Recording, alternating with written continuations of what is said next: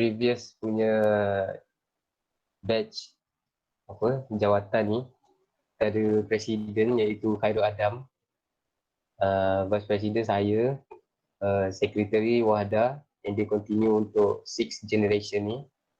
Secretary kedua adalah Akilah dan treasurer adalah Ika, dan diorang pun continue untuk 6 generation ni.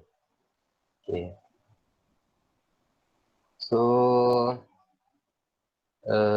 dari segi pencapaian, so apa yang kita orang capai dalam 6 generation ni sepanjang penglibatan kita orang dalam kelab FSAE, antara benda yang boleh di-highlight adalah analisis dari segi suspension, braking dengan exhaust system.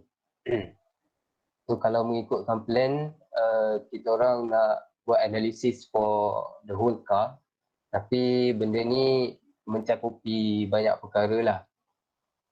And benda yang boleh diteruskan adalah yang berkaitan dengan FYP, dan kita orang yang buat FYP ni 3 orang berkenaan dengan FSAE, iaitu saya buat pasal suspension system, untuk buat kinematic analysis dan nak tahu sejauh mana performance suspension design yang dah sedia ada.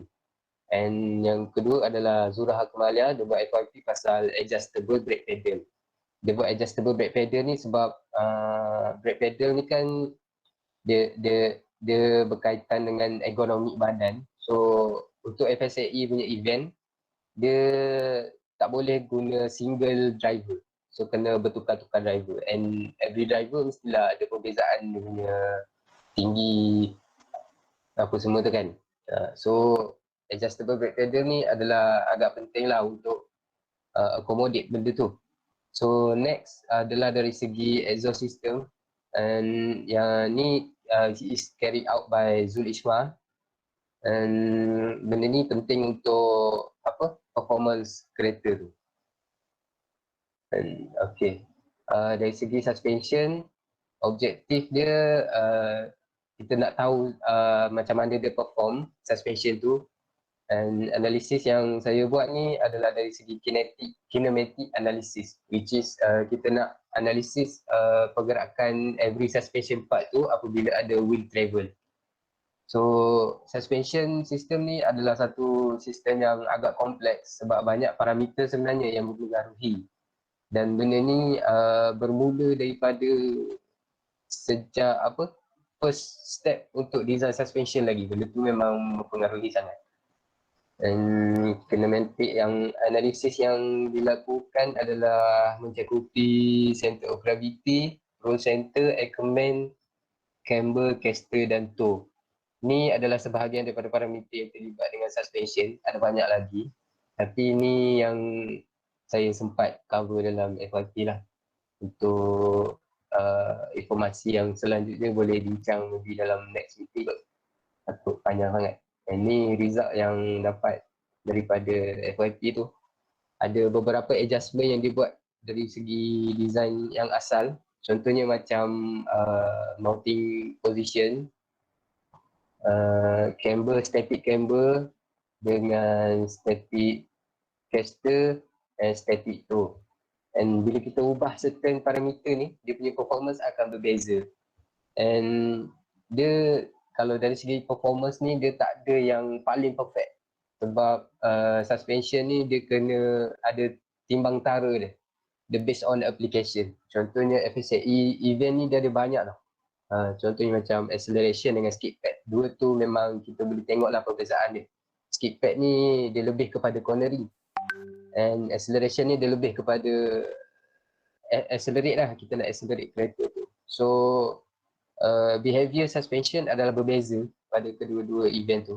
So kita nak tahu apa best setup ataupun best design untuk event tersebut.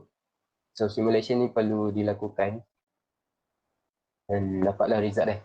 So last second FYP adalah pasal brake pedal. Brake pedal ni pada asalnya memang dah didesign tapi dia belum adjustable. So dalam FYP ni Zurah Tualia ni dia perlu design macam satu mekanisme yang membolehkan metode ni untuk di-adjust dari segi ketinggian ke dari segi dia punya position lah untuk accommodate different driver.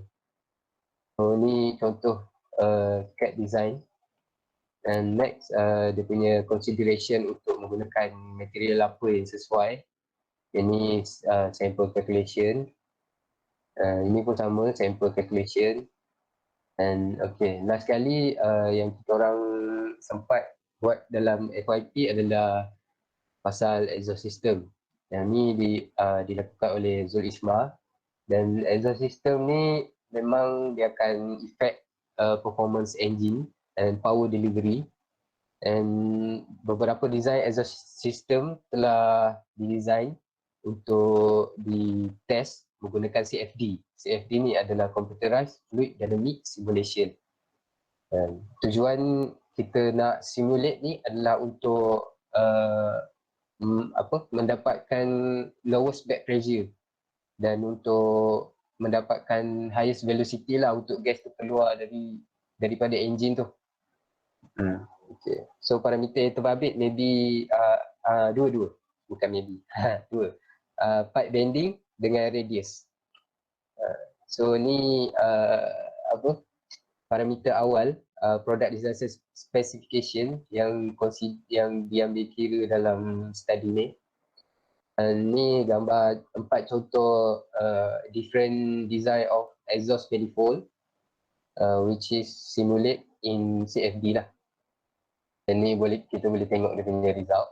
Dan further information boleh consult dengan Zul Isma. Next. Okay. That's all from me. Thank you. Jadi saya selaku wakil kepada Presiden 5th Generation Khairul Bakri ingin melepaskan tanggungjawab kami tapi tidak melepaskan secara putus, tapi maksudnya boleh contact lagi. And tanggungjawab tersebut dipikul oleh 6th Generation.